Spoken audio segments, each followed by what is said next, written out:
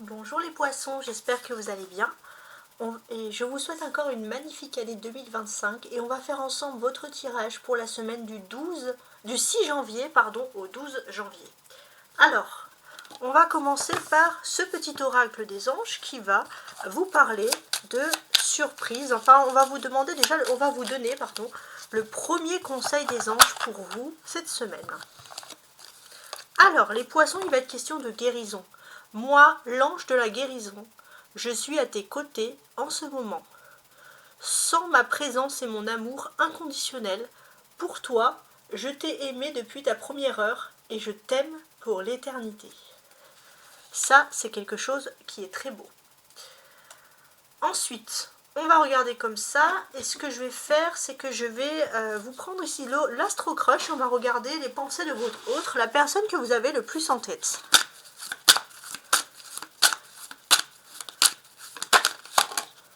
Alors, il va être question d'inattendu.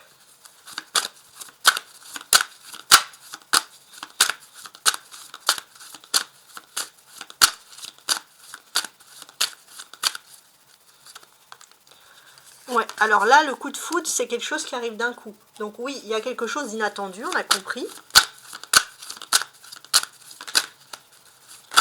Ah, j'ai des cartes qui se sont retournées. Oui. En fait, vous avez une personne qui a peur de l'engagement et qui peut d'un coup bouger, faire quelque chose. Donc il y a de l'inattendu parce qu'en fait cette personne elle a beaucoup de choses en tête et vous pensez qu'elle ne pense pas vraiment à vous, qu'elle a autre chose en tête que vous et vous allez être plutôt étonné dans le bon sens. Alors on va mettre dans l'ordre. Ouais, vous allez être étonné dans le bon sens. On va constater que en fait votre autre peut-être est timide. Ça fait longtemps que cette personne veut se bouger, faire quelque chose vis-à-vis de vous, mais il y a une timidité, cette personne n'ose pas. Et en fait, cette personne cache beaucoup ses vérités, parce que dans le sens que cette personne n'ose pas parler beaucoup des sentiments. C'est une personne pudique.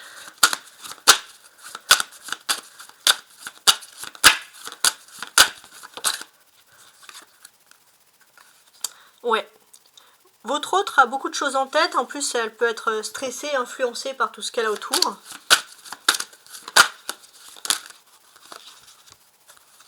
Ouais, bon. On va stopper là, c'est parfait. Donc effectivement, votre autre peut être influençable, mais votre autre a décidé de stopper sa timidité et de se mettre en avant pour vous. Et si on veut traduire un peu ce qui s'est passé pour vous, on peut voir qu'une personne que vous voyez vous comme influençable va décider de stopper les choses. Ça ne veut pas dire que cette personne va se délivrer, va parler de son amour avec une aisance, parce qu'on voit quand même une forme de timidité qui persiste, mais cette personne peut faire un geste ou un acte qui va vraiment prouver son amour pour vous. Donc on a quand même quelque chose qui est pas mal. Alors, maintenant, je vais laisser ça là, comme ça je vous laisse les observer, je vous donne ces belles ondes positives. On va continuer ici avec le tarot de Marseille. Donc je vais prendre celui-ci, donc tarot de Marseille version 1800, fin 1800, début 1900. Donc un peu époque victorienne, et j'adore cette époque, je sais pas vous. Alors, non, on va remuer. Donc les poissons du 6 au 12 janvier.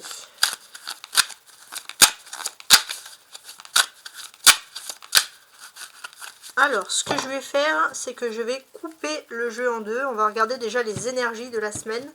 On a une reine d'épée et on a le 4 de coupe. Et derrière la reine d'épée, on a le roi d'épée, très bien. Et on a le 2 de denier. Bon, a priori, il y a des belles choses qui se produisent. Alors, on vous invite, surtout en amour, quoi que vous fassiez, à dire les choses, à ne pas mentir. Peut-être que vous aussi, vous avez une forme de timidité et que vous avez du mal à ouvrir votre cœur, à parler, à dialoguer. En fait, on vous invite à parler.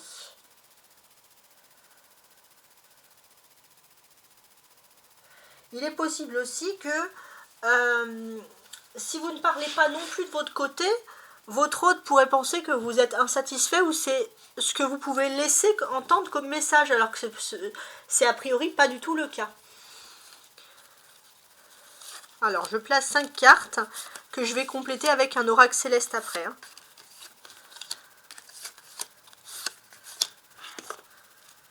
et 5. On va faire comme ça. Donc je vous laisse le dos du paquet ici. Donc la reine d'épée, c'est l'éloquence aussi. Ouais, on voit que vous voulez, il y a une volonté de dire la vérité sur quelque chose. Vous avez même peut-être des options qui s'offrent à vous, mais quoi qu'il en soit, vous êtes serein, parce que peut-être que vous allez trouver une très belle façon, même une façon un peu théâtrale ou artistique, une façon à vous, les poissons, de dire les choses, de dire la vérité. Ça, c'est vraiment très important. Et c'est très beau. Alors, on y va, donc je retourne les cartes. Valet d'épée, l'amoureux, ok, le 10 d'épée, la roue de fortune et le 9 de coupe. Alors, c'est intéressant. Déjà, on va constater plusieurs choses. Ce que l'on va constater ici, c'est que le 15 décembre dernier, on a eu la pleine lune en Gémeaux. Donc, on voit que depuis cette période, jusqu'au 30 décembre dernier, vous avez eu des paroles dans votre tête, vous avez des mots qui ont été très importants et qui ont eu un impact sur vous. Donc ça, c'est pour tout le monde.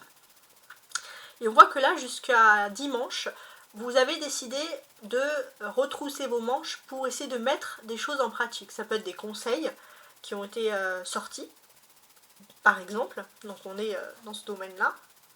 Mais j'ai surtout compris que vous, en amour, que vous puissiez partir en vacances avec votre autre ou vivre des nuits fantastiques, il ne faut mieux rester très discret et rester sur vos gardes.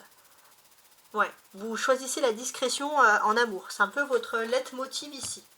Alors, on a la roue de fortune qui est représentée ici par Jupiter. Donc on va regarder également. Alors, Jupiter se trouve en Gémeaux. Donc c'est l'expansion de la communication en maison 12 de façon générale. C'est pas que vous les poissons, c'est de façon générale, on voit que toutes les personnes qui ont des philosophies, des idéaux, des religions vont parler plus que les autres. Alors, maison 12, on voit aussi qu'il y a des personnes qui vont trop parler, ou ça peut aussi mettre un peu un univers, un monde sous l'intolérance, par exemple.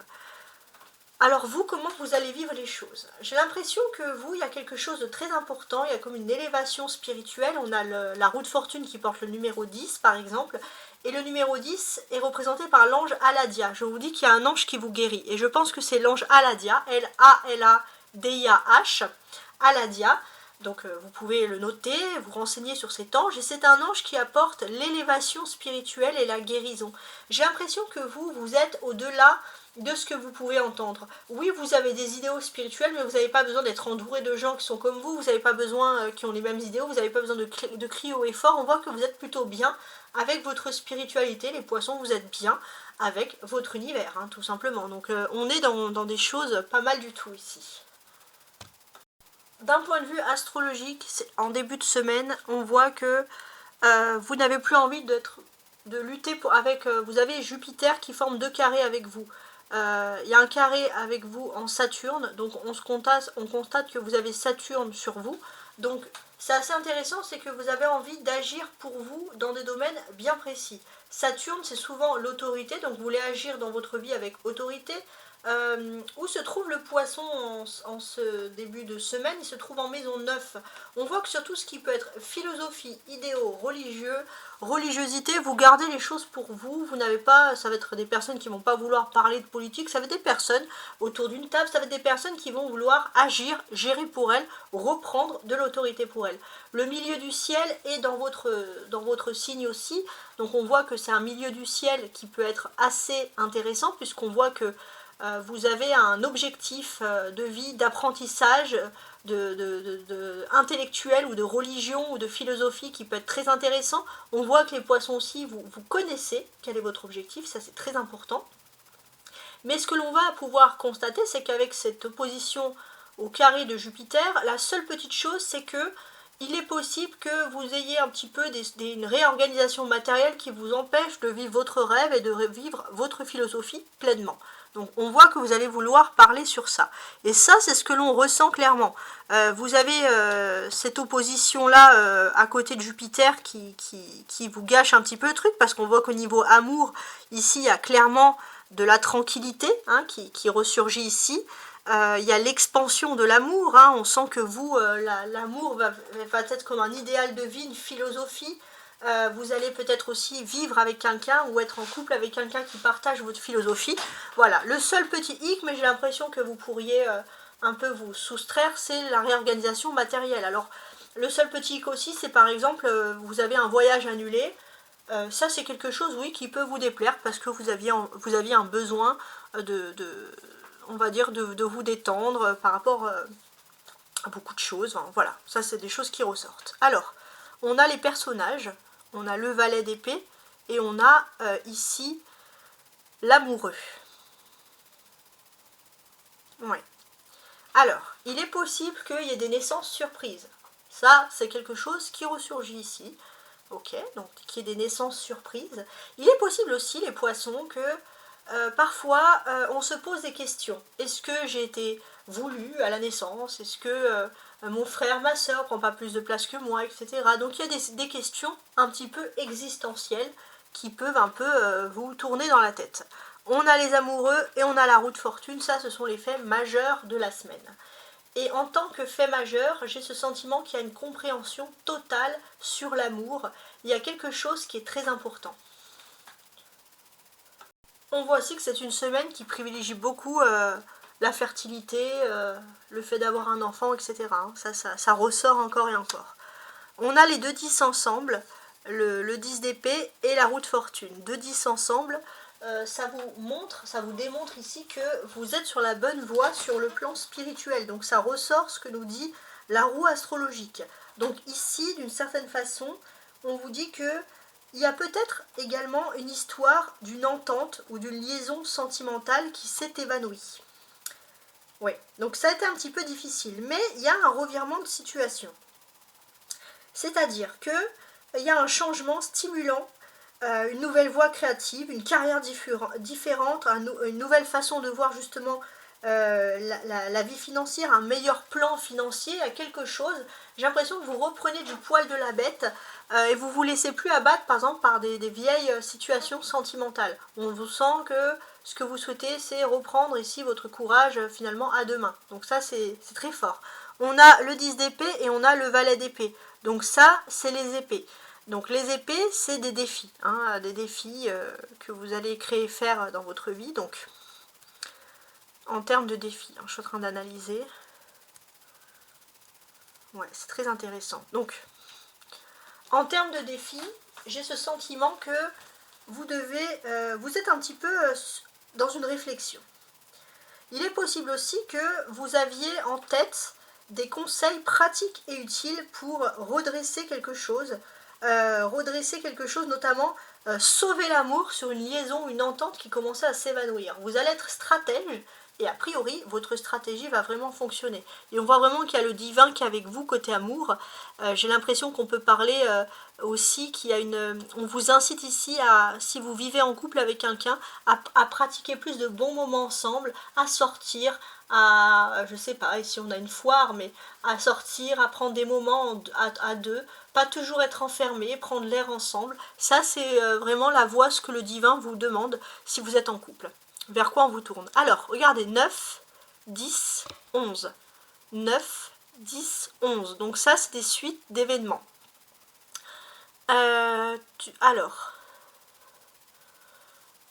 ici, ce que l'on voit, c'est que il y a beaucoup d'amour, beaucoup de sensualité, beaucoup de charme avec une personne. Et cet amour, cette sensualité, ce charme va finir par le fait de vivre en commun. Si vous ne vivez pas en commun, ça va bientôt arriver. Et on voit que c'est un amour qui prend de plus en plus de place et on est bien avec la personne et on a envie de faire beaucoup de choses avec la personne. Ça, c'est très important. Ouais. Et ce qui est intéressant ici, c'est que pour moi, il y a vraiment... alors, on vous dit juste de ne pas faire rentrer n'importe qui, de ne pas faire confiance à n'importe qui, à des tierces personnes dans le couple. On vous invite ici vraiment à réfléchir et à vous faire confiance à vous et à l'autre et ne pas mettre une tierce personne pour dialoguer. On vous dit que vous n'en avez pas besoin, que le dialogue ici peut tout à fait exister par lui-même. La carte du milieu, c'est la carte centrale. Donc on va tenter de réfléchir ici à une situation. Donc a priori, c'est vrai que vous aviez une voie qui était tracée et c'est vrai que là vous avez envie de privilégier la vie sentimentale. On voit aussi que vous avez envie d'aller plus vite dans quelque chose. Mais si vous allez plus vite, vous allez aussi vers votre perte par rapport à une voie, un nouvel apprentissage. Mais là vous allez avoir une chance innée. Il y a quelque chose d'important qui s'offre à vous et je pense que vous pourriez bien réussir dans une voie dite commerciale. Alors, donc je vais maintenant ajouter l'oracle céleste. N'oubliez pas, où que vous soyez dans le monde, hein, faites-moi un petit coucou et bien sûr je vous souhaite encore une très belle année 2025. Alors, je vais utiliser donc cet oracle céleste pour compléter.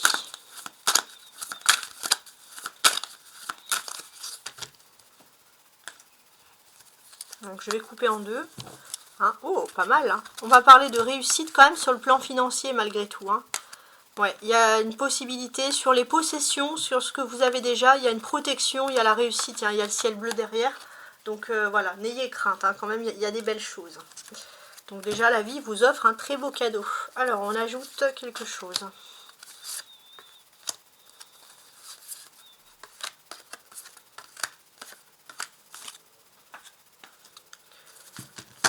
Alors, on va regarder le dos du paquet ici.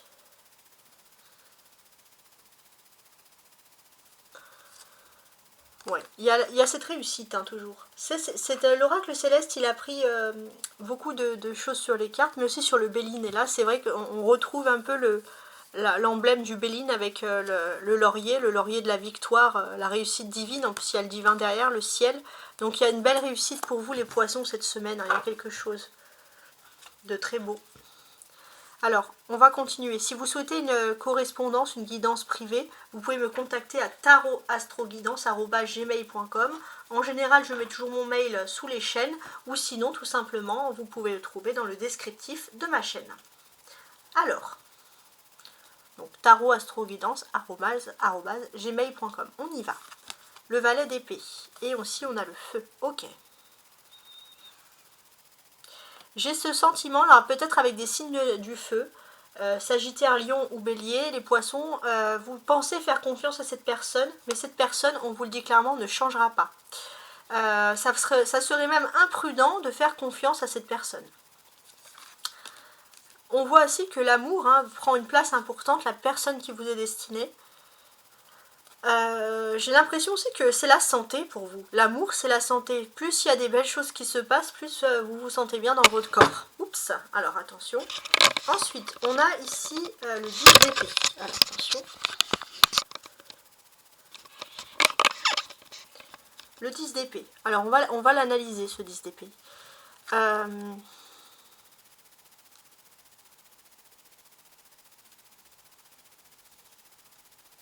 On est sur quelque chose d'important. Alors, on arrive à la fin de quelque chose. Ouais. Vous arrivez à la fin d'une situation très complexe et là, vous allez retrouver le bonheur. Vous allez être couronné de bonheur. Donc ça va beaucoup avec la réussite. C'est en lien. C'est vraiment très beau.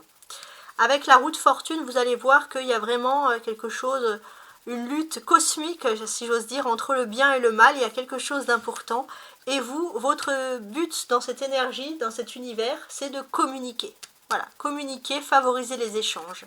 Il y a un miracle, hein, qui va se produire pour vous, un vœu qui se réalise avec le 9 de coupe. N'hésitez pas à fermer les yeux, à vous focaliser sur cette carte et à réfléchir. Ouais. Et c'est grâce à Uranus. Uranus vous apporte un vœu, quelque chose d'intéressant. Alors pareil, on va se pencher sur Uranus, sur ce début de semaine, où se trouve Uranus. Alors normalement Uranus est toujours en Taureau. Alors je regarde sur mon cycle, oui, Uranus est en Taureau. Donc Uranus est en Taureau. Qu'est-ce qui se passe pour vous? On évacue beaucoup d'énergie. Mais il y a ce côté quand même à prendre toute cette énergie et être un petit peu despotique pour les autres. Bon, en maison 11, on voit que il y a des moyens de communication. Il est possible qu'il y ait une communication, des personnes qui se mettent à communiquer avec vous alors que c'était difficile de partager l'amour, hein, ça c'est très important, c'est ce qui ressort ici. Ouais. Donc voilà, hein, cet Uranus en taureau en maison 11, on vous dit que des personnes qui jusqu'à présent étaient fermées d'esprit et avaient du mal à parler avec vous, il y a comme un miracle qui se réalise, une libération, une parole, et j'ai l'impression que ça va être beaucoup quelque chose qui va vous rendre heureux, mais qui est en lien avec les échanges, qui est en lien avec la communication, etc. Donc on est quand même dans quelque chose de pas mal. Bon, les poissons, j'espère que ces cartes vous auront guidé, vous auront éclairé. Et je vous dis bien évidemment à la semaine prochaine. N'hésitez pas à vous abonner si ce n'est pas le cas pour recevoir mes vidéos tous les mois, toutes les semaines, et également les vidéos annuelles. Au revoir chers amis poissons.